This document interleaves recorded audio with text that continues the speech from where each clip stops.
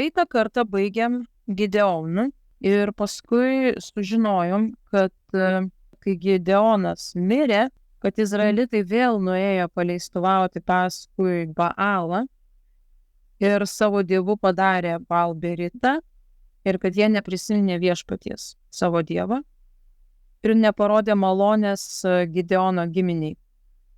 Tai vat, tuom pabaigėm.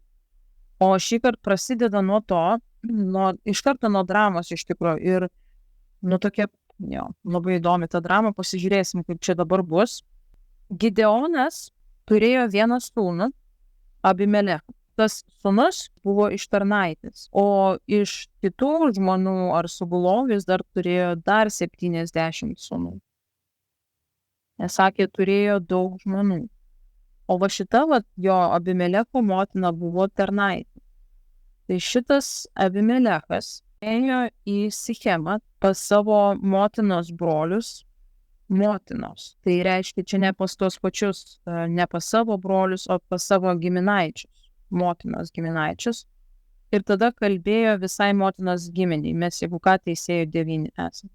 Ir jisai sako, paklauskite Sichemo vyrų, ar jie norėtų, kad jiems karaliautų 70 vyrų, tai Gideono sūnų.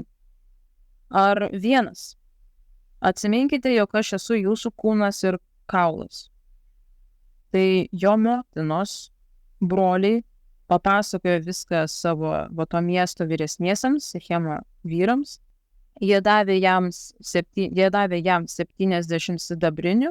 Už juos Abimelechas pasisamdė niekšų ir valkatų, kurie sekė jį, ir su tais niekšais ir valkatom atėjo į savo tėvo Gideono namus Ofroje, nužudė visus savo brolius, tai išeina, kad taip išeina 70 vyrų, išliko gyvas tik tais vienas, toks Jotamas, nes jis buvo pasislėpęs. Sichemo žmonės susirinko ir paskelbė Abimelechą karaliumi. Jeigu pamenat jo tėvą Gideoną, izraelitai norėjo paskelbti karaliumi, jis atsisakė. Iš viso šitas paskelbimas karaliumi Izraelio tautai, jis pragaištingas. Jie beveik jau jie eina link to, kai jie gavo tikrą pirmąjį karalių iš Dievo, tai iš tikrųjų buvo didelė spraga ir didelis nuopolis nuo tikro santykio su Dievu, kaip tautos santykio su Dievu, nes jie savo pareikalavo, užteks mums, mes norime kaip kitos tautos. Šičia Gideoną jie paprašė, kad būtų karaliumi, jis atsisakė, jis buvo tik teisėjas, o šitą Abimelechą paskelbė karaliumi. Jie jau artėja prie to didžiojo nuopolio, kai jie turės savo pasistatys patys valdžią, nors jie iš tikrųjų neturėjo būti būtinai po karaliaus valdžia. Ir tada ateina tas Jotamas, kuris išliko gyvas, ir jisai labai keistą dalyką pasako. Ir jisai pasakoja tokią istoriją, atsistojęs ant kalno, beje to paties kalno, nuo kurio, kai buvo sudaroma sandora ir skaitomi palaiminimai ir prakeikimai, tai va tas pats kalnas yra, nuo kurio jisai šaukia. Ir jisai kalba apie tai, kad sako, kartą medžiai susirinko patepti karalių ir jie tarė alyvmedžiui, karaliauk mums. Ir alyvmedis jiems atsakė, ar galiu atsisakyti savo alyvos, kurią patepami dievai ir žmonės ir nuėjęs valdyti medžius? Ir paskui tęsiasi, kad tada ir figmedžiui uždavė, kad tu būk mūsų karaliumi, bet figmedis irgi atsisakė. Tada vynmedžiui paprašė tie medžiai, būk mūsų karaliumi, jis irgi atsisakė. Ir pagaliau medžiai, sako, kreipėsi į erškėtį, ateik ir karaliauk mums. O erškėtis atsakė medžiams, jei tikrai jūs norite mane patepti karaliumi, ateikite ir ilsėkitės mano pavėsyje, o jei ne, tegul išeina ugnis iš erškėčio ir sudegina Libano kedrus. Ir taip pat Jotamas tą rėkia nuo to kalno viršūnės. Mes tai suvokiame tiesiog matydami iš teksto, kad tiek alyvmedis, figmedis, vynmedis, čia geri medžiai yra. Naudingi medžiai. Erškėtis yra nekamtikės medis. Tai jeigu medžiai kaip žmonės, tai pirmieji 3 variantai, kurių jie prašė, kad būtų karaliai, jie buvo tinkami. Bet šitie medžiai nenorėjo, tie žmonės nenorėjo būti karaliais. O patį netinkamiausią patį kenksmingiausią, tokį labiausiai nenaudingą medį atškėti paprašė ir jis sutinka būti karaliumi. Ir tada Jotamas išsako tikrą prakeikimą, jisai sako, jei šiandien pasielgėte gerai, kad išrinkote savo valdovų žmogžudį, kuris nužudė 70 vyrų, jei šiandien pasielgėte gerai, tuomet džiaukitės. O jei šiandien pasielgėte neteisingai, tegul išeina ugnis iš Abimelecho, tai tas, kuris nužudė 70 savo brolių, ir sudegina Sichemą, ir išeina ugnis iš Sichemą, ir sudegina Abimelechą. Ir tada jis pabėga. Jis išsako šitos žodžius ir jisai pabėga, bijodamas mirties. Toliau parašyta, kad Abimelechas valdo Izraelį 3 metus. Tai kaip ir Jotamas išsakė, pabėgo, nes bijojo Abimelecho, o jis visgi valdo Izraelį kaip išrinktas karalius 3 metus. Atrodo, kad žodis neišsipildo. Tačiau kaip pavojinga kartais atrodo, kai tau yra išsakytas galas ir jisai dar neateina. Ir kaip tu saugiai, ir tas saugumas yra visiškai netikras, jis yra apgavystė visiškai. Ir kaip tu neva saugiai gyveni, o tavo galas yra jau suplanuotas ir jis ateina. Aš nekalbu mums krikščionims, kad čia galas, bet pasekmės už tam tikrus darytus veiksmus, pasekmių, sėja pjūtis, tas principas jis niekur nedingsta. Ir kaip baisu yra pagalvoti, kad kažkoksai veiksmas padarytas vienu metu, jis nebūtinai čia ir dabar gali pasimatyti jo rezultatą. Krikščionybėje nebūtinai reikia iškart galvoti, bausmė, mirtis, krenta uola ant galvos, ten einu, man kažkur paslystų, mirštu. Nereikia iš karto galvoti taip tragiškai. Bet pavyzdžiui, jeigu Dievas kalba apie, tarkim, paimkim paprastą dalyką, apkalbos. Jeigu Dievas sako, kad tai yra jam nepatinka ir tai yra blogai ir neteisinga, ir yra eilučių Biblijoje, kurios kalba apie kenksmingumą tų apkalbų, tai tuo metu, kai mes, jeigu mes užsiėmėm apkalbom, tuo metu mes kaip tas Abimelechas, mes džiaugiamės, gardžiuojamės, skanaujame tas apkalbas ir nematome, kad jau mechanizmas užvirė, kuris duos rezultatų ateityje. Ir paskui, kai ateityje jau susilaukiam rezultatų dėl tų apkalbų, tai ir būna kaip žaibas iš giedro dangaus, bet lygiai taip pat kaip dabar nutiks Abimelechui. Tuo metu, kai jam Jotamas išsakė šitą prakeikimą, jam čia pat jisai nužudo savo 70 brolių, tai atrodo turėjo žaibas iš dangaus, tiesiog jį driokstelti, bet jis 3 metus dar valdo. Ir paskui yra tokia situacija, kad tarp tų Sichemo gyventojų, kurie jie patys ir paskelbė jį karaliumi, įvyksta nesantaika. Ir parašyta, kad Dievas sukėlė tą nesantaiką, kad atkeršytų Abimelechui už 70 Jerubalo sūnų ir jų kraujas kristų ant to, kuris juos nužudė, ir ant Sichemo žmonių, kurie jam padėjo nužudyti brolius, nes jie davė jam 70 sidabrinių ir jis nusisamdė tas valkatas, kurie paskui jį ėjo ir jam padėjo. Ir parašyta, kad Sichemo gyventojai savo Dievo namuose valgė, gėrė ir keikė Abimelechą. Tiesiog nebuvo jokio preteksto, bet atėjo ta diena, kai turėjo viskas įvykti, ir jie pradėjo nekęsti to paties Abimelecho, kurį tik buvo prieš 3 metus išsirinkęs savo valdovų. Ir atvyksta toks žmogus, kuris įgyvendina maištą, jo vardas Galas, jisai sukelia maištą Sichemo žmonių tarpe prieš tą Abimelechą. Abimelechui praneša žinią apie maištą, jisai puola Sichemą su savo kariuomenė. Galiausiai maištininkas išvaromas, o Abimelechas tą miestą sugriauna, padega ir apibarsto druska. Parašyta, kad Abimelechas kovojęs visą dieną, užėmė miestą, jame buvusius žmonės išžudė, miestą sugriovė ir apibarstė druska. Aš šitą vietą, kai perskaičiau apibarstę druska, aš prisiminiau, kad šiais laikais, Naujajam testamente, krikščionis, remdamiesi tam tikromis Biblijos eilutėmis arba kažkokiu tai mokymu, jie iš tikrųjų eina ir barsto druską miestus arba miestų vandenis, pavyzdžiui, upes, upelius. Aš nežinau, ar tas mokymas paremtas yra, tarkim, panašiai eilutė kaip čia, ar jis labiau paremtas yra, kad mes esam pasaulio druska ir dėl to, kur mes beriam tikrą druską, tenai jau yra Dievo karalystė, bet toksai mokymas yra. Šiuo atveju druskos barstymas iš tikrųjų buvo čia pirmą kartą Biblijoje paminėtas, bet dar pasirodo, kad Asirijos kultūroje pasirodo, kad tai buvo įprasta, jų rankraščiuose randama, kad daugelyje miestų buvo daromas toksai ritualas barstoma druska. Tai va, tai čia kažkaip, jeigu mokymas tas kildinamas yra iš šitos eilutės, kad reikia barstyti ant teritorijų druską neva kaip pergalę prieš tamsos teritoriją, tai jis truputėlį netitinka realybės. Nes iš archeologinių, tiksliau iš istorinių šaltinių matosi, kad tą ritualą darė ne vien tik bibliniai personažai.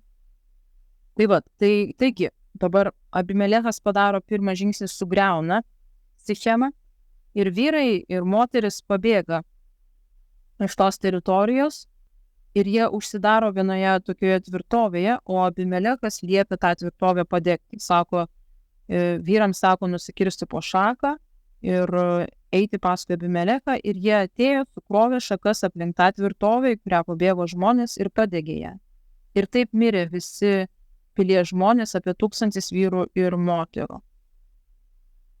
Tai pirma dalis Jotamo pranašystės ar prakeikimo išsipildo. Iš jo išėjo ugnis ir padegė tos žmonės. Tai dabar liko antra dalis pranašystės. Tada Abimelechas nužygiavo ten į kitą tokią vietovę, Tebecą, apgulė ir paėmė tą miestą. O miesto viduryje buvo stiprus bokštas ir į tą bokštą subėgo visi miesto gyventojai, jie užrakino miesto bokšto įėjimą, užlipo ant stogo. Abimelechas priėjo prie bokšto, norėdamas jį padegti, bet viena moteris numetė ant Abimelecho galvos girnų akmens gabalą ir sulaužė jo kaukolę. Ir jisai mirdamas paprašė, kad ginklanešys jį padurtų, kad jis nebūtų miręs nuo moters. O čia išsipildė antra Jotamo ištarto prakeikimo dalis. Tai čia parašyta toliau: taip Dievas atlygina Abimelechui už jo nusikaltimą tėvui, kai jis nužudė 70 savo brolių. Taip pat ir Sichemo vyrams Dievas atlygina, ir taip išsipildė Jerubalo sūnaus Gideono, kitaip sakant, sūnaus Jotamo prakeikimas. Vienas toks įdomus mums pamąstymas, ypač žvelgiant iš šiuolaikinius mokymus dėl tikėjimo ir išpažinimo ypatingai. Senajame testamente, gal dėl popieriaus stygiaus, o gal dėl to, kad iš tikrųjų ten užrašyti tik raktiniai momentai kiekvienos tikėjimo istorijos, mes nematome, ką žmogus, kuris pasitarnauja kaip Dievo įrankis, pavyzdžiui, arba kaip jo balsas, ruporas, ką jisai daro tarp to momento, kai jis ištaria kažkokį Dievo žodį, ir iki to momento, kai tas žodis išsipildo. Nes neparašyta, kad tas Jotamas, kuris iš tikrųjų tik tiek ir figūruoja, kad jisai drąsiai ištarė tuos žodžius savo broliui žudikui į akis, tai neparašyta, kad jisai dar nuo to laiko ateidavo, pavyzdžiui, prie to kalno ir dar dėl visako dar kartą paskelbdavo tuos žodžius, nes iš pirmo karto gal neišgirdo Dievas, pavyzdžiui. Gal kažkaip tai reikia tai tvirtinti, deklaruojant dažnai. Nerašo, kad jisai paskui sėdinami ir tą deklaracijas kažkokias atlikinėja. Panašu, kad iš viso kažkas pas mus pasikeitė žmonijoje šiais laikais, nes pas mus iš karto atrodo, kad mums reikia eiti ir tą kartoti tol, kol mes tą pamatysim. Bet kažkaip tai žodžio gale visiškai kitokia yra Senajame testamente. Nesakau, kad tai yra Senasis testamentas kaip senoji sandora, bet kažkas pasikeitė šiais laikais su žodžio gale. Šiais laikais. Aš netgi kažkaip tai šiandien tą temą truputėlį pamąsčiau, tai pasakysiu, mes pasidarėm tokie išmintingi, visi, mes tokie iškalbūs esame. Ir mūsų tokia išmonė šiais laikais yra, visi tiek daug išsimokslinę, ypač va tokiuose vakarietiškuose kraštuose. Ta prasme, vieni su aukštaisiais ir dar su 2-3 aukštaisiais. Ir mūsų žodžiai yra įmantrus, bet jie nebeturi galios. O pavyzdžiui, net Pauliaus laikais žodžiai nebuvo įmantrus, bet jie turėjo galią. Ir va čia Jotamas išsako prakeikimą, jis yra aiškus, šiaip nelabai aiškus, jis labiau kaip mįslė skamba, bet jis turi pradžią, pabaigą, jis užsibaigia ir nuo to laiko, kai jis yra ištariamas šitoje žemėje, jo prasideda kaip bombos tiksėjimas. Ir viskas, ir jisai įvyksta. Ir nėra kažkokio tai proceso, kad Jotamo netikėjimas sustabdė, kad tas prakeikimas neįvyktų. Viskas daug užtikrinčiau ir daug tvirčiau, kas liečia Dievo žodį arba žodį, išsakymą žodį. Retą krikščionį sutinku, pažiūrėjusi veidrodį tą patį pasakyčiau, retą krikščionį sutinku, kuris ištaręs žodį, jis ištartų jį su tokia jėga ir 1, 2, 3, nedaug, ne pastraipą visą, o keli žodžius ištartų su tokia jėga, kad tu tą tikrai pajustum jėgą. Nebūtinai fiziškai, bet tiesiog tu suprastum, jis pasakė su jėga. Kaip ir Paulius sako, mūsų skelbimas pasižymėjo ne išmintingumu ar iškalba, o Dievo žodžio jėga. Nes Dievo karalystė yra ne kalboje, o jėgoje. Tai čia tik pamąstymas apie tai, kaip tas visgi išsakytas prakeikimas tebūnie laukė 3 metus, bet jis įvyko. O neparašyta, kad Jotamas ėjo ir užpirkinėjo kokias ten mišes ar dar ten turbino tą pasakytą prakeikimą, kad tik jis įvyktų. 3 metai, beje, daug, mes 3 dienas nesulaukėm, atrodo viskas, reikia viską iš naujo daryti, nes nepavyko kažkas. Tai toliau rašomas yra Teisėjų 10 skyriui dar keli tokie, nelabai, apie juos daug nėra, apie tuos teisėjus, bet toksai vienas yra Tola. Ir aš tik dabar aš išvardinsiu visus iš eilės, kokie buvo nuo Jozuės, kad maždaug kontekstas susiprastumėt. Tai buvo Jozuė, Otnielis, Šamgaras, Ehudas, Debora, Gideonas, Abimelechas ir dabar Tola. Paskui kalbama dar apie tokį Jeirą. Ir kalbama apie Jeirą, kuris teisė Izraelį 22 metus ir kad jis turėjo 30 sūnų, paskui jie parašyta, kad jisai mirė ir kad izraelitai vėl darė piktą Viešpaties akyse. Jau čia mūsų matyti nebestebina, nes būtų keista, jeigu taip nebūtų. Tai izraelitai daro piktą Viešpaties akyse, garbina Balą, Startę, Sirijos, Sidono, Moabo, Amonitų, Filistinų dievus, tai žodžiu jau ne vien Balą, bet apvapšė. Visus, kiek tik suranda, visus garbina. Ir jie paliko Viešpatį ir netarnavo jam. Ir parašyta, kad Viešpaties rūstybė užsidegė prieš Izraelį ir jis atidavė juos į Filistinų ir Amonitų rankas. Ir čia aš kažkaip pagalvojau, kad aš gal visgi norėčiau, aš vis planavau padaryti trumpą tokią studiją iš Biblijos eilučių apie Filistinus. Man tiesiog tas niekaip neišeidavo iš galvos ir aš dabar pagalvoju, aš taip ir ką darysiu. Tai truputėlį apie Filistinus. Filistinų žemė, tai kur dabar apytiksliai, truputėlį aišku didesnė Filistinų žemė buvo, tai apytiksliai toje vietoje buvo Filistinų žemė, bet su tais Filistinais labai įdomu. Žodžiu, pats žodis Filistinas reiškia imigrantai. Tai reiškiasi ne vietiniai, ne čiabuviai, atvykę iš kitur.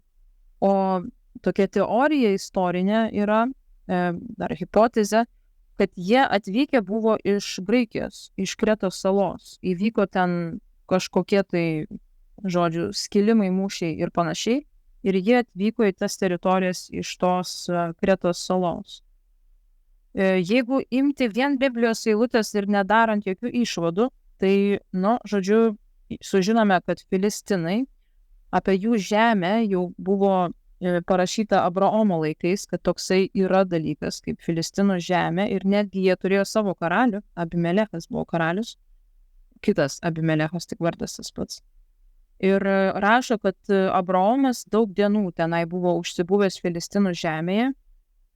Tuo laiku jie, kaip sakau, turėjo karalių Abimelechą, su kuriuo Abraomas sudarė tam tikrą ten sutartį, kad vienas su kitu jie nesipyksta.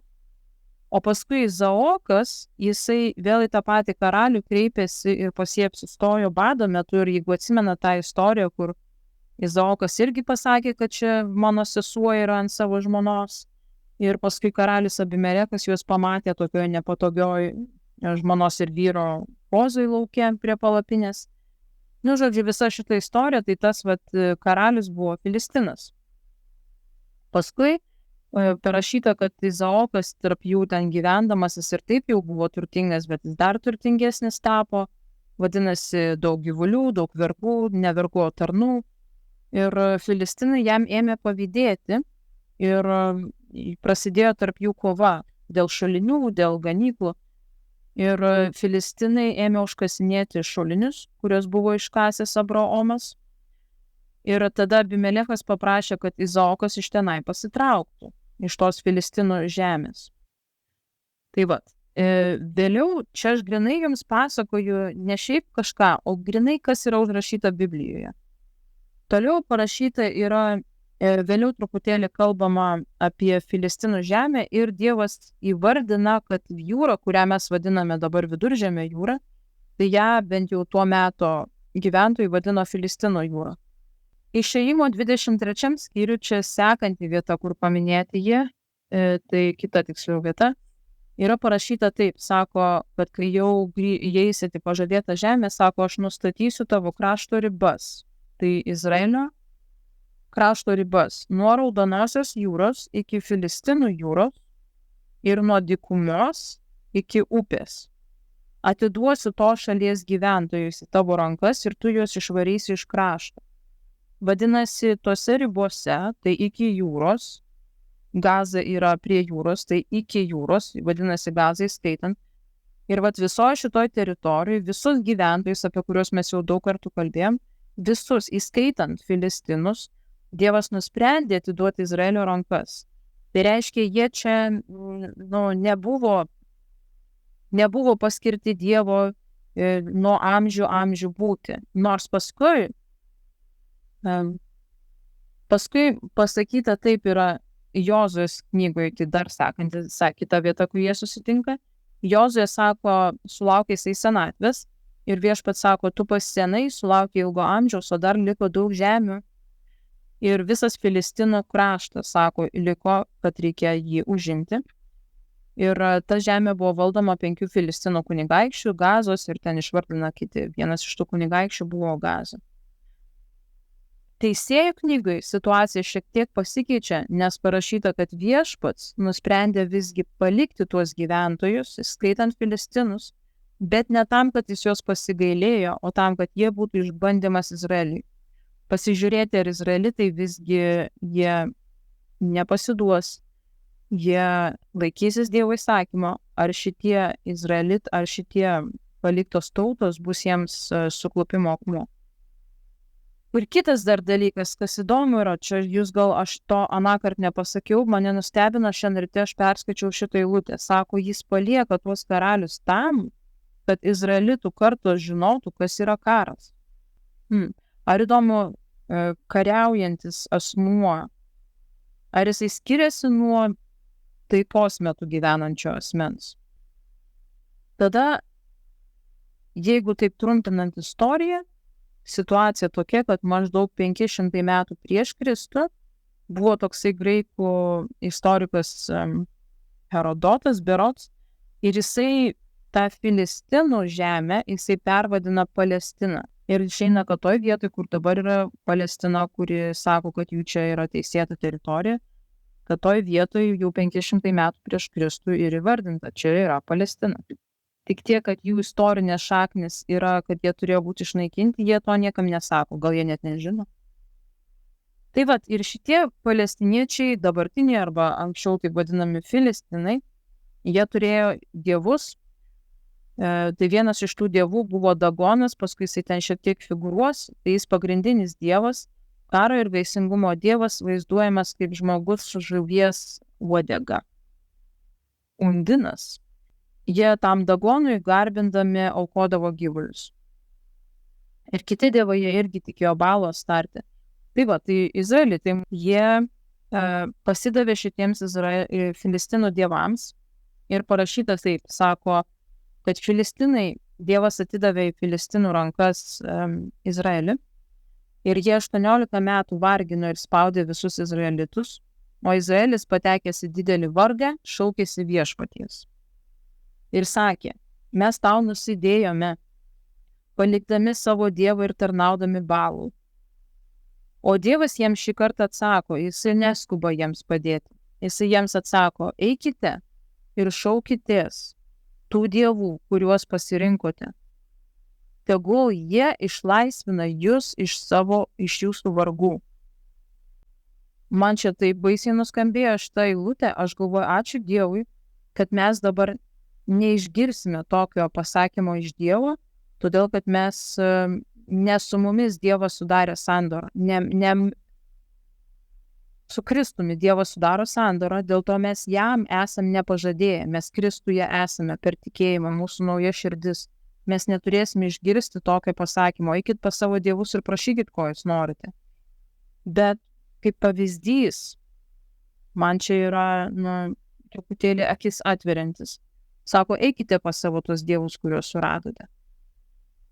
Izraelitai sakė viešpačiui, mes nusidėjome, daryk su mumis, ką nori, tik išgelbėk mus šiandien.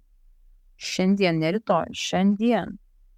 Taigi jie pašalino svetimus dievus iš savo tarpo ir tarnavo viešpačiui, ir tada Dievas pasigailėjo jų. Ir toliau kitam skyriui rašo, kaip pasigailėjo.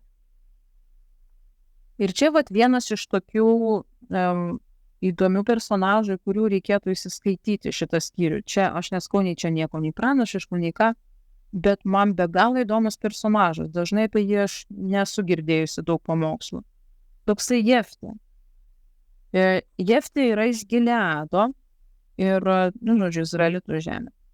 Ir jisai bus dar vienas Dievo išgelbėjimo įrankis, bet įdomu tai, kokia yra jo kilmė.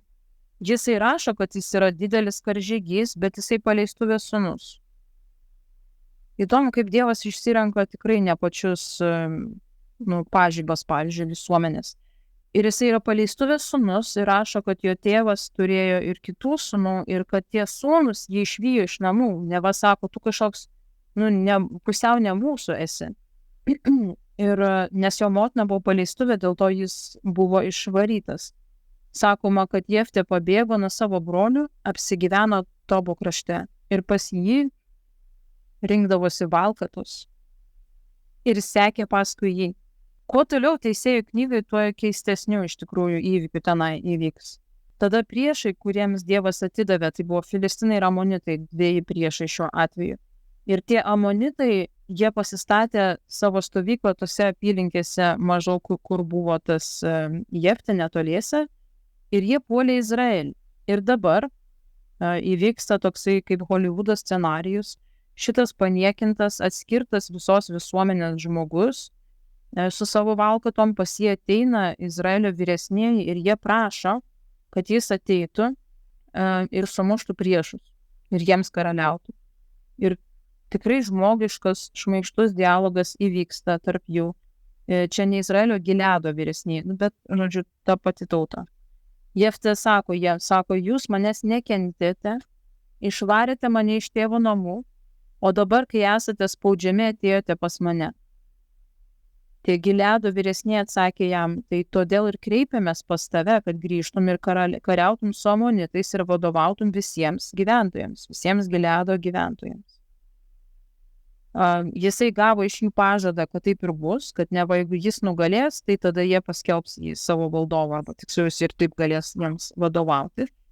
Ir Jeftė nuėjo su Gileado vyresniaisiais ir žmonės jį paskelbė savo vidu. Ir toliau užrašyta yra, ten tarp eilučių tikrai sunku pamatyti, bet aš visai rekomenduočiau tą skyrių paskaityti.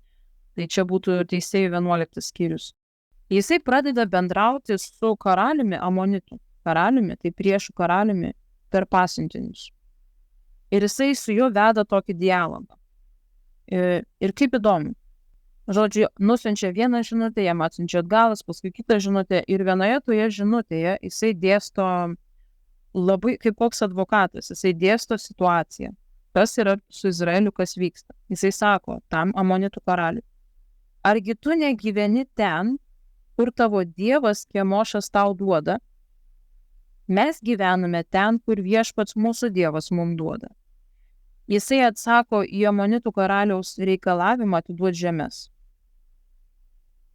Ir tada sako, aš nekaltas prieš tave, bet tu, pradėdamas karą, piktai elgiesi su manimi. Viešpats teisėjas, tegul šiandien daro teismą tarp Izraelitų ir Amonitų. Pabandysiu perteikti, kokį milžinišką įspūdį sukelia šitos eilutės. Jeftė nepuola grasinti visais įmanomais teismais, arba ten aš tave į teismą paduosiu, konstitucija yra mano pusėje, arba ten dar kokiam nors priemonėm. Jis išdėsto faktus, kas yra tiesa. Mes gyvenam ten, kur mes gyvenam, jūs gyvenat ten, kur jūs gyvenat, tuo tarpu aš čia nieko ne prie ko, mes prieš jūs nesišakojam, o jūs paėmėt mus užpuolėt. Tai dabar viską tegul nusprendžia Dievas. Kitaip sakant, aš čia nesiaiškinsiu, aš atiduodu teisti Dievui. Bet atiduodamas teisti Dievui, šitas žmogus Jeftė, jis iš tikrųjų, čia neparašyta, kad čia jisai kažkaip tai iš Dievo iš anksto sužinojo, suktai pasielgė. Jisai iš tikrųjų paduoda Dievui, sako, va, jeigu aš neteisus, tai aš neteisus, tada tu teisk mane. Jeigu jis neteisus, tu teisk jį. Šita vieta mums krikščionims čia turėtų būti numeris 1 pavyzdys, kaip varkytis su kažkokiais nesklandumais, kilusiais į mūsų pusę atėjusiais. Išvardinti situaciją, kaip yra iš tikrųjų, būti tyros sąžinės, tikrai neturėti, tarkim, jeigu jisai būtų, pavyzdžiui, kėlęs kažkokį maištą, puldinėjęs, daręs karinės operacijas, jis nieko nedarė, sako, aš ramiai, o tu neramiai. Jisai tyros sąžinės buvo, jis jam nereikėjo čia aiškintis ir kažkokius tai bilinėtis. Jis tyros sąžinės, jis ramiai pasakė, o šitas Amonitų karalius jie puldinėja. Mums taip pat išdėstom situaciją ir tada sako, o dabar Dieve, va, teis, jeigu aš neteisingai elgiuosi, tada parodyk. Mums yra buvo tokia situacija ir su vėjo jėgainėm. Ir mes tą vieną vėjo jėgainę kažkokiu stebuklingu būdu, tik Dievo malonės jėga, tik iš jo malonės, mums tą vėjo jėgainę pavyko nuo savo namų tiesiog nuimti. Ir turint omeny, kokius dabar yra išleidę įstatymus, kad tai yra neįmanoma paprastam žmogui padaryti, tiesiog neįmanoma, tu ten rašy kiek nori skundų, jie yra pasidarę vėjo jėgainių statytojai tokią sistemą. Bet Dievas davė išminties ir mes tiesiog turėjom galimybę tiems statytojams labai aiškiai pasakyti, Dievas yra mūsų pusėje ir mes nieko blogo nedarom, mes jūsų nepuolam ir neketinam jūsų į bankrotą kažkur įvesti, mes tiesiog sakom, kad jūs elgiatės neteisingai su paprastai žmonėmis ir mes tai atiduodam Dievo rankom. Ir iš tikrųjų, ta vien jėgainė nuo mūsų kažkokiu stebuklingu būdu pasitraukė. O kas įdomiausia, tie žmonės, jie iš tikrųjų mes girdėjom, kaip jie baudinėjo vietinius gyventojus, juos papirkinėjo, vienas su kitais kiršino, stebėjo neteisėtomis priemonėmis, labai juodai viską vykdė. Ir kai mes sutarėm, kad mes visą šitą visą elgesį, kurį jie padarė, nepuolėm jų tenai kažką, tai čia mes dabar juos išviešinsim, mes tiesiog sutarėm žodžiu. Tai išeina į šviesą ir Dieve tau atiduodam. Ir Dievas patvirtino, sako, išsižiokit ir stebėkit mano išgelbėjimą. Ir dabar prieš kelis mėnesius sužinojome, kad šita firma, kuris norėjo mūsų teritorijoje statyti labai daug jėgainių, jie kažkokiu būdu susipyko su kita firma ir visas procesas, žodžiu, sustojo, nusitraukė, nusikencelino ir jie viską turės daryti iš naujo. Tai vat. Kai Dievas įsikiša, tai tada labai gerai, nereikia nieko patiems daryti. Tai gerai, čia su Jeftė lygiai taip pat, jisai nieko neketina pats pulti, sako, va, Dievas teisėjas ir Amonitų tas karalius, jis nekreipė dėmesio į Jeftės žodžius, kuriuos jam kalbėjo per pasiuntinius, ir tada viešpaties dvasia nužengė ant Jeftės, jis perėjo per Gileadą ir traukė prieš amonitus, jisai užėmė miestus, bet prieš pergalę padarė tokį baisų dalyką. Jisai pasakė, davė Dievui įžadą. Sako, pirmas, kai aš jau nugalėsiu Dievę, jeigu tu atiduosi amonitus į mano rankas ir aš ramybėje grįšiu namo, tai pirmą dalyką, kurį pamatysiu, grįžus namo, aš jį paaukosiu tau kaip deginamąją auką. Jis tokį skubotą įžadą davė. Ir, žodžiu, įvyksta taip, kad jis iš tikrųjų su Dievo pagalbais nugali amonitus, 20 miestų sudegina, priešus nugali, išžudo ir grįžta namo. Ir va tada atsidengia to įžado pragaištingumas, nes grįžus namo jį pasitinka jo dukra ir parašyta labai neįprasta Biblijai matyti tokius žodžius. Parašyta, kad jį pasitiko jo dukra, vienintelė jo dukra ir vienintelis vaikas, kad jis daugiau neturėjo visiškai kitokių vaikų. Ir jisai ją iš tikrųjų turi sudeginti viešpačiui, kaip deginamąją auką. Jisai sako, aš daviau įžadą viešpačiui ir nebegaliu jo atšaukti. Aš kaip pirmą kartą šitą eilutę perskaičiau, aš galvojau, negaliu patikėti, todėl kad Dievas nejaugi jis toks. Kaip jis negalėjo sustabdyti, kas čia iš viso vyksta. Bet paskui aš pamaščiau, kad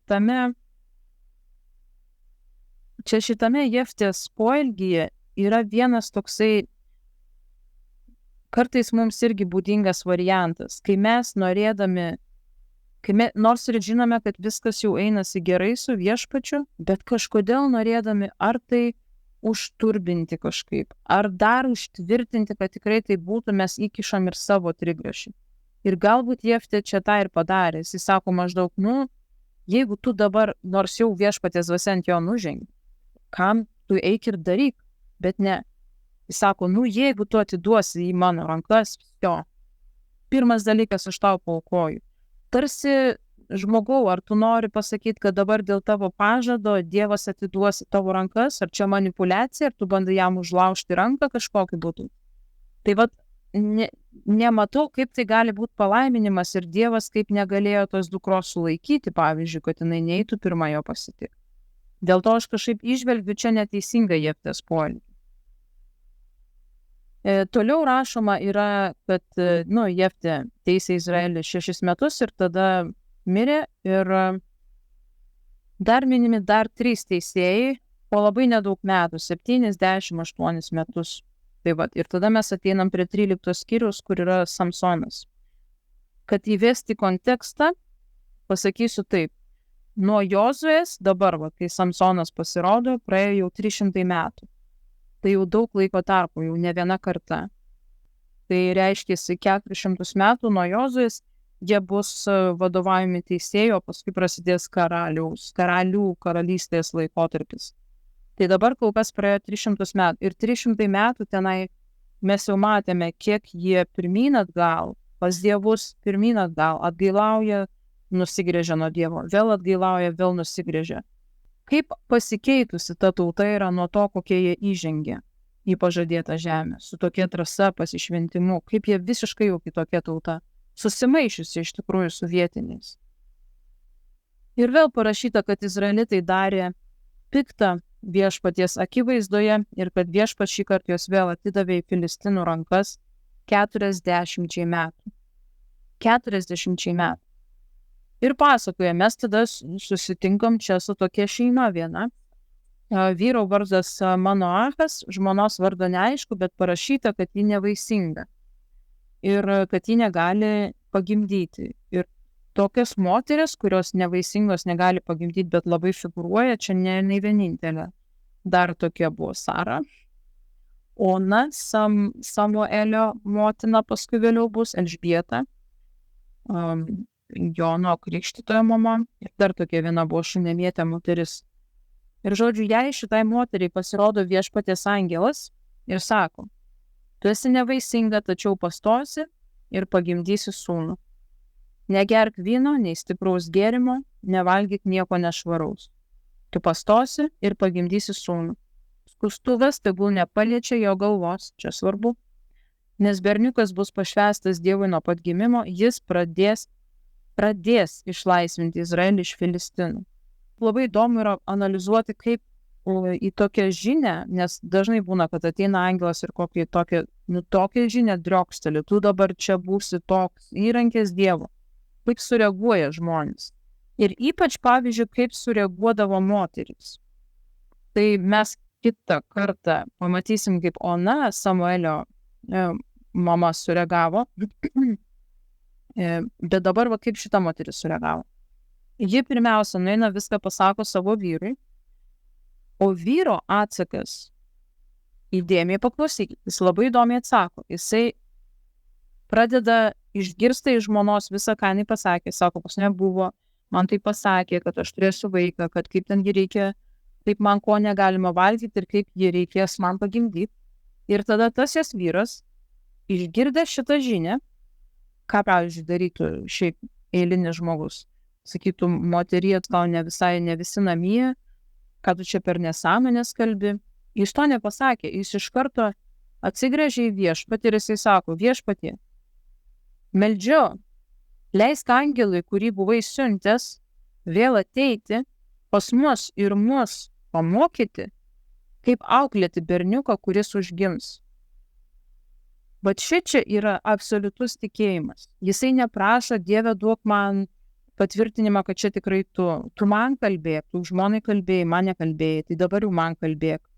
Jisai to neprašo, jisai sako, aleliuja, išgirdau vieną kartą, net netiesiogiai, per žmoną, bet mano tikėjimas yra toks tvirtas, kad aš jau planuoju į ateitį. Jau man tas berniukas, aišku, faktas, kad gims. Čia nėra klausimų, gims, negims, kaip čia jai pavyks. Čia nėra klausimų. Klausimas yra, okei, aš žinau, kad gims, o ką toliau? Mums yra čia, šita šeima yra didelis pavyzdys tikro vaikiško tikėjimo. Dažnai būna, kai žmonės kovoja su kokia nors liga ir, pavyzdžiui, pasimeldi už juos ir tada sakai, o dabar tu turi eiti ir elgtis kaip elgtųsi žmogus, kuris tiki. Vat patikėjo, išgirdo situaciją, išgirdo žinią, kad Dievo Jėzaus žaizdomis jis yra išgydytas, kaip jis turi elgtis. Jis turi elgtis taip, kaip kuris tiki, kad taip ir yra, va taip įvyko. Ir dažniausiai aš sakydavau, kai ypač tekdavo gyvai susitikti su daug žmonių, sakydavau, kad eikite ir planuokit, ką jūs darytumėt būdami sveiki, eikite tą planuokit daryti. Parodykit, kad jūs tikite tuom, kas jums buvo pasakyta. Ir šita pora, jie tą ir darė, jie neplanavo, kad dabar mums reikia laukti ženklo, pavyzdžiui, kažkas turi pilve pradėti darytis, tada mes pagalvosim sekantį žingsnį. Jie iš karto planuoja, gerai, šitai bus, dabar reikia galvoti, kaip jį auginti. Tai žodžiu, tas vyras prašo Dievo ir Dievas išklauso ir siunčia angelą. Ir angelas jiems išaiškina, kaip tą berniukas, kad jisai turės būti pašvęstas viešpačiui. Parašyta, kad gimė Samsonas ir berniukas augo ir viešpats jį laimino ir kad viešpaties dvasia pradėjo jame veikti, būnant Dano stovykloje. Čia šitą irgi, kai skaitysite, dabar aš to tiesiog nenoriu taip įsigilinti į šitą istoriją per daug, visgi čia yra apžvalga Senojo testamento, bet kai skaitysite patys šitą Samsono istoriją, atkreipkite dėmesį, kaip veikia šventoji dvasia arba dvasia viešpaties, kaip ji veikia jame, kokie rezultatai to dvasios veikimo buvo. Ir tada reikia pasvarstyti, kad ir dabar šventoji dvasia veikia tikinčiuosiuose. Ir kokie mes save vargšus vadinam, kokie mes silpni, kaip mes tik žmonės esam, kaip mes nepajėgus, o tuo tarpu Samsonas, senosios sandoros žmogus, toliai netobulas, jame veikia šventoji dvasia. Kaip mūsų mieste dabar pažadėta, kad veikia, kiekviename tikinčiajame. Sekantis dalykas po to, kad sako viešpaties dvasia pradėjo ant jo veikti, tai matomai jis užaugo į vyrą. Ir sako, kad Samsonas su tėvais ėjo į vieną vietą, į miestą, ir tenai prie vynuogynų jis sutiko jauną liūtą. Viešpaties dvasia galingai nužengė ant jo ir jis sudraskė jį kaip ožiuką plikomis rankomis. Bet viso to nepasakojo savo tėvams. Situacija ten yra tokia, kad jis nusižiūrėjo vieną filistinų mergaitę, tarp kitko ne bet kokią, filistinų mergaitę, kuri buvo uždraustagi izraelitams imti į žmonas tas vietinės merginas, bet parašyta, sako, tėvai tai nežinojo, kad viešpats taip specialiai padarė, kad jisai nusižiūrėtų filistinų mergaitę, ieškodamas progos prieš filistinus. Tuo metu filistinai valdė Izraelį. Kitą kartą eidamas pas tą mergaitę, vėl jisai surado ar ant kelio pamatė tą patį liūtą sudraskytą, kurį jis kaip ožiuką sudraskė. Ir jisai žiūri, keistas dalykas. Toje dvėselenoje bitės sušukusios korį ir medaus prinešusios. Ir jisai sako, paėmė medaus ir ėjo toliau valgydamas. Parėjęs pas savo tėvus, jis davė ir jiems to medaus ir jie valgė. Bet jis nepasakė jiems, kad tą medų buvo ėmęs iš liūto dvėselenos. Jis iškelia puotą, kad su ta mergaite susituoktų. Ir į puotą ateina filistinai, tos mergaitės giminaičiai. Ir Samsonas jiems nusprendžia tokią mįslę užminti ir sako, jeigu per 7 dienas įminsit, aš jums duosiu 30 apatinių ir išeiginių drabužių. O jeigu neįminsite, tai jūs man duosite 30 apatinių ir išeiginių drabužių. O jie sako, gerai, užmink mums tą mįslę. Iš ėdiko išėjo maistas, iš stipruolio saldumas. Ir jie negalėjo įminti tos mįslės per 3 dienas. Paskui, ir čia atsiskleidžia labai silpna Samsono vieta, paskui jie priverčia tą Samsono sužadėtinę būsimą žmoną, priverčia ją, kad jinai eitų ir jį tiesiog užgraužtų, užmanipuliuotų, išverktų atsakymą tos mįslės, nes jai bauginė ją yra. Ir ji taip ir padaro, ji tiesiog jį priverčia pasakyti, sako, ji verkė 7 dienas, kol vyko puota. 7 dieną netekęs kantrybės, ne pats geriausias apibūdinimas teisėjui Izraelio, netekęs kantrybės, jis pasakė mįslės įminimą. Ir ji viską pasakė savo tautos sūnums, tai tiems filistinams. Paskui išeina taip, kad kai jie įmina tą mįslę visgi, Samsonas labai supyksta, vėl sako, kad viešpaties dvasia nužengė ant jo, jisai užmušė 30 vyrų, paėmė jų drabužius ir atidavė tiems žmonėms, kurie tą mįslę įminė ir pats išėjo. Žmona paliko, išėjo. Visas supykęs, sako, labai supykęs, jis sugrįžo į savo tėvo namus. O tą žmoną atidavė kažkam kitam, pabroliui kažkokiam. Po kiek laiko šitas pats Samsonas nusprendžia, kad jam reikia grįžti pas savo žmoną. Jis nueina ir sako, duokit man žmoną. O tas tėvas, tos žmonos, jisai atsako, aš tikrai maniau, kad tu jos nekenti ir todėl atidaviau ją tavo pabroliui. Argi jos jaunesnioji sesuo nėra gražesnė, imk ją vietoj jonos. Tai Samsonas įpykęs, jisai sugavo 300 lapių. Aš kai vaikams šitą skaitau, turiu omeny, paklausykit, 300 lapių, kodėl būtent 300 lapių, iš kur jis gavo tas 300 lapių, bet taigi tai parašyta. Jisai sugavo 300 lapių, surišo jas po porą uodegomis, tai reiškia uodegą surišo ir gaunasi pora, ir tarptų uodegų įkišo po deglą, uždegė deglus, paleido lapes į filistinų javus. Taip jis padegė javų pėdus, nepjautus javus, vynuogynus ir alyvmedžių sodus. Filistinai klausė, kas tai padarė, ir jiems atsakė, Samsonas, keršydamas už žmonos atidavimą pabroliui. Taigi atėjo filistinai ir tą jo žmoną ir tą tėvą sudegino, o Samsonas jiems pasakė, kadangi jūs taip padarėte, bet dabar aš jums tikrai atkeršysiu. Ir jisai daugybę žmonių ten suluošino, sako, sulaužė blauzdų ir šlaunų kaulus ir nuėjo ir į tam tikrą teritoriją apsigyveno ant uolos. Toks keistas personažas, nes dabar, žodžiu, jisai įpykdo filistinus, bet atkreipkite dėmesį, kad šitas teisėjas, jisai neįpykdo jų dėl, pavyzdžiui, meilės Dievui arba meilės savo kraštui. Jisai realiai savas ambicijas, jis užpyksta Ir jo užpykimas dažniausiai susijęs su moterimi. Jis užpyksta, įpyksta, tada atkeršyje, bet toliau kažkaip nesiema veiksmų kovoti už Izraelį. Jisai tiesiog vykdo savo asmeninius emocinius tokius pliūpsnius. Toliau, žodžiu, jisai ant tos uolos gyvena ir judo žmonės, tai tie patys izraelitai, jie ateina pas jį, sako, ką tu darai, gi filistinai mus užėmė yra, o tu dar labiau kiršini ir situaciją blogini, mes tave turime vesti pas juos. Ir patys savieji, jie nenori, kad tas Samsonas iš viso čia egzistuotų, jie jį suriša virvėmis ir nori vesti pas filistinus. O Samsonas jiems atsakė, sako, jūs man svarbiausia prisiekite, kad patys manęs neužmušinėsite. Neva, kad užmuštų filistinai. Ir jie atsakė, mes tave surišame tvirtai ir atiduodame filistinams, bet patys tavęs nežudysime. Surišo 2 naujom virvėm parašyta ir nusivedė.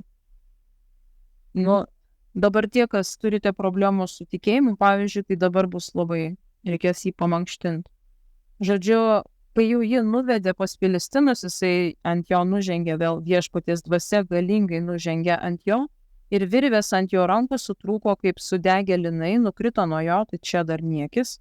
Bet tada jisai susirado šviežią, ne bet ką, bet asilą žandikaulį, paėmė jį ir užmušė su šituo šviežiu asilo žandikauliu 1000 filistinų. Mano vaikų klausimas dažniausiai būna, iš kur jis gavo tą asilą ir kodėl būtent žandikaulį. Bet pasiėmė ir užmušė tą 1000 filistinų ir tada sakė, aš asilo žandikaulį nužudžiau 1000 vyrų ir suverčiau į krūvas. Tai pasakęs, jis nusviedė žandikaulį ir tą vietą pavadino Ramat Lehi.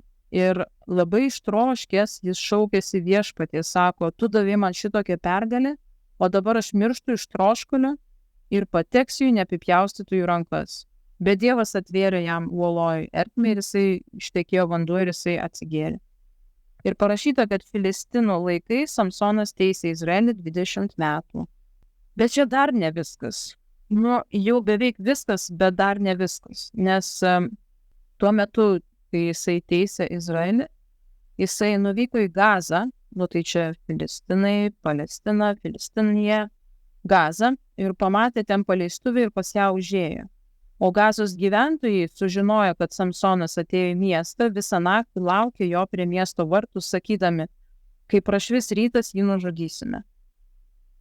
Bet Samsonas atsikėlė vidurnaktį, nutvėrė miesto vartus, tai ne duris įėjimo, o miesto vartus, su visomis taktomis, dar taip tiksliai įvardinta, su visomis taktomis, iškėlė juos kartu su sklende, užsidėjo ant pečių ir nusinešė ant kalno esančio prie Hebrono. Ir tada galiausiai ateina Samsono žlugimas, nes parašyta, kad jis pamilo vieną moterį, vardu Delilą. Ir pas tą Delilą, matyt, tikriausiai turėjo būti Filistinų moteris, kadangi pas ją atėjo Filistinų kunigaikščiai ir jai pasakė, kad tu sužinok, iš kur pas jį, pas tą Samsoną yra tokia jėga, kaip ją reikia sustabdyti. Krikščionys visi žino Samsono istoriją, visi matė yra tuos paveiksliukus, pavyzdžiui, vaikiškus spalvinimo knygelių, kurie vaizduoja Samsoną, jis visą laiką vaizduojamas kaip stipruolis. Bet jeigu jis būtų iš tikrųjų toks nenormalių raumenų ir toksai visas labai didelis, tai tada filistiniečiai nebūtų sukę galvos, iš kur pas jį tą jėgą yra. Vadinasi, jisai neturėjo atrodyti labai stiprus ir kad tada žmogus nepasakytų, jisai nugalėjo, todėl kad jis akivaizdu, kad nematai, pažiūrėk į jo stotą, į jo ūgį, į jo raumenis, pečius, spintą jis yra. Taip nebuvo, todėl kad jame veikia viešpaties dvasia, o jo kūnas čia visiškai tame nedalyvavo. Todėl jis sako tai moteriai, tu sužinok iš jo, iš kur pas jį yra tokia jėga, ir jį pradeda jį klausinėti, o jis pradeda po truputį išsidavinėti. Pirmiausia, jis jai pasako, kad virvėmis mane reikia surišti, jinai suriša jį virvėmis, bet vos tik atėję filistiniečiai bando užpult jisai išsivaduoja iš tų virvių. Paskui sako, reikia surišti kitokiomis virvėmis, vėl nieko nepavyksta. Tada jis jau artėja prie reikalo, jau jį taip spaudžia, jisai nenulaiko to šventumo, kurį jam Dievas liepia nulaikyti. Jisai sako, artėja prie tik tiesos, sako, reikia mano supinti plaukus ir prikalt prie sienos. Taip ir padaro Delila ir nieko nepavyksta. Ir tada ateina raktinis momentas, sako ji, kaip tu gali sakyti, aš myliu tave, kai tavo širdis nėra su manimi? Jau 3 kartus pasityčioji iš manęs ir nepasakei, kur glūdi tavo didelės jėgos paslaptis. Ir ji nedavė jam ramybės, savo kalbomis ir primiktinai klausinėdama, ir taip jam įkyrėjo, labai pažįstama, kad jis pasakė jai visą tiesą, o tiesa buvo tokia. Mano galva niekados nebuvo skusta, nes aš esu pašvęstas Dievui nuo pat gimimo. Jei man nuskustų galvą, aš netekčiau jėgos ir tapčiau silpnas, kaip bet kuris kitas žmogus. Tai Delila pamatė, kad Samsonas pasakė visą tiesą ir čia, jūs pamatykite, ta prasme, žmogus, jisai moters buvo palaužtas. Nežinau, ar kiti kažkurie tai teisėjai šitą silpnybę turėjo, bet šitas buvo palaužtas moters, ne garbės, ne valdžios kažkokio tai, ne išdidumo, o moters. Nes kas toliau vyksta tikrai tragedija. Delila pamatė, kad taip ir yra, ir pasišaukė Filistino kunigaikščius. Ir sako, žodžiu, jį paguldė, užmigdė Samsoną savo ant kelių, nukirpo jam plaukus ir jo jėga dingo. Ir raktinė eilutė yra ta, kad kai jisai atsikėlė, parašyta, kad pabudęs iš miego, jisai galvojo, kai Delila rėkė Filistinai puola, jisai galvojo, kad bus taip, kaip ir anksčiau. Bet sako, jis nežinojo, kad viešpats pasitraukė nuo jo. Ir čia dažnai aš irgi sakau ir girdėjau tokią mintį, kad tai reiškia, kad viešpaties jėga nebūtinai yra juntama. Kad mes irgi tą suprastumėm. Tai nėra, nes mes Naujajam testamente žinome eilutę, kad ta pati jėga, kuri Kristų prikėlė iš numirusių, veikia dabar mūsų mirtingame kūne. Mes tą visą žinom, jeigu ką dar apie tą dunamis paklausykite visą pamoką su visom Biblijos eilutėm. Bet esmė, kad jinai veikia mumise. Bet tai nėra jausmas. Tai nėra jėga, kuri būtinai yra sukurta sukelt jausmą kaip indikatorių. Čia jame veikia ta pati jėga, bet jisai nieko nejautė, jisai galvojo, kad bus kaip visą laiką. Vadinasi, jisai nejautė, jisai judėjo grinai tikėjimu. Bet jos jėga, sako, jau nebebuvo, nes viešpas pasitraukė nuo jo, tada Filistinai jį nutvėrė, išdūrė jam akis, nusivedė į Gazą, sukaustė grandinėmis, pristatė jį sukti Girnos kalėjime. Žinoma, pradėjo tauginėti jo plaukai, o tame ir buvo visa esmė jo plaukuose. Ir rašo, kaip Filistino kunigaikščiai susirinko kelti ir aukoti Dievui Dagonui. Ir jie tenai linksminosi ir norėjo pasišaipyti iš Samsono, sako, atveskit į čia, tegul jis mus linksmina. O Samsonas paprašė jaunuolio, kuris jį atvedė, kad jį pastatytų tarp 2 kolonų.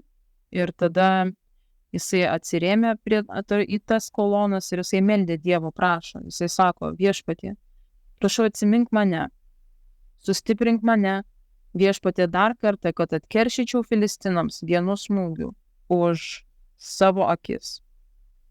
Ne už tavo garbę viešpatie, ne dėl to, kad jie Izraelį prispaudė, už mano akis, sako, leisk man atkeršyti jiems. Ir Samsonas įsirėmė į abi vidurinės kolonas, kurios laikė pastatą, į vieną į dešinę, vieną dešinę ranką, kitą kairę ranką ir tarė mirštų draugė su Filistinais. Iš visų jėgų pastūmė, pastatas griuvo ant kunigaikščių ir ant visų jame buvusiųjų. Žuvusiųjų, kuriuos jis užmušė mirdamas, buvo daugiau negu tų, kuriuos užmušė gyvendamas. Tai po to atėjo jo broliai, giminės, jį paskui palaidojo ir dar kart primena, kad jisai teisė Izraelį 20 metų. Tai baigėsi šita dalis. Viena iš liūdniausių istorijų Biblijoje, atrodo, žmogus su tiek potencialo gimė tokiomis stebuklingomis aplinkybėmis.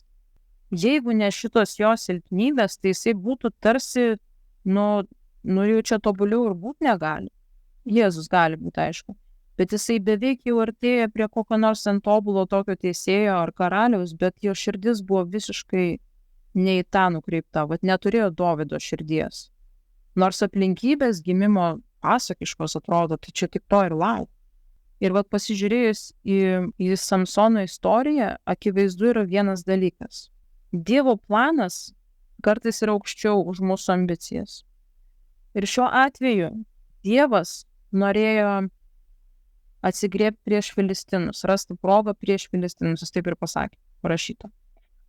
O kad pakeliui žmogiškumas yra ir kad tas Samsonas, jisai paskui savo atlygį gaus, Dievui tai nemaišė vis tiek, kad ant Samsono nužengtų jo dvasia. Bet paskui asmeniniam lygmenį Samsonas savo atlygį gauna. Tai taip pat ir mes, kad kad nebūtų tų tokių keistų pamastymų, kad maždaug jeigu aš einu melstis už žmogų ir netyčia susipykau su kažkuo pakeliu vyru, pavyzdžiui, kad dabar viskas, Dievas nieko nedarys per tave. Bet tai tu ne apie save galvok. Dievui gal tuo metu reikia apie tą žmogų, jisai galvoja, pas kurį tu eini ant jo dėt rankas ir melstis. Tai tu nori pasakyti, kad jam Dievui labai čia, kad tu esi jo valios kaip mažasis princas, kažkoks valdytojas, tipo, tu blogai nusikalsti, dėl to dabar Dievas jisai pakeičia savo valią tam žmogui, kuriam reikia išgydymo. Turiu omeny, kad jisai su mumis dėl tų dalykų paskui atskirai kalba. Bet jie, mūsų asmeniniai kažkokie tai iškadus, asmeninės jos nesustabdo Dievo jėgos veikimą. Nes ta Dievo jėga net ne mums yra skirta, tai per mus į kažkurį tai žmogų. Tai bet dabar baigiu kažkaip labai.